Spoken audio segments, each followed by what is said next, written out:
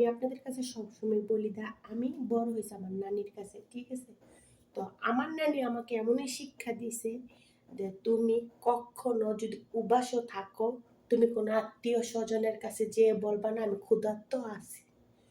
তো জীবনের কষ্ট করতে করতে যদি আমি আমার কষ্টের কথাগুলো শেয়ারও করি আপনাদের কাছে, পুরানোর শেষ নেই। কারণ আমি জীবনে কাপড় পরতে পারি নাই, জীবনে খাইতেও পারি নাই। আমি এই পর্যন্ত বড় হয়ে আজকে আসছি 25 থেকে 26 বছর অবশ্যই আমার চলতেছে, কিন্তু আমি এই 26 বছরে বহুত কষ্ট করছি। জীবনে ভালো একটা কাপড় আমার জীবনে আমি পরিনি। কেন পরিনি? কারণ আমার কাছে আমার বাবা ছিল না, মাও ছিল না। তো কে আমাকে পড়াবে বলে? তো আমার নানি মধ্যবিত্ত সংসারের জীবন, গরিব, বুঝেন? তখনকার সংসারে কোনো জিনিস আনা যায় না, কোনো জিনিস খাওয়া যায় না, তাহলে কিভাবে খাওয়াইবো? ঠিক আছে? তো দর্শক বন্ধুরা, এই কষ্টগুলার থেকে আজকে তাও এখন ভালো চলি আলহামদুলিল্লাহ।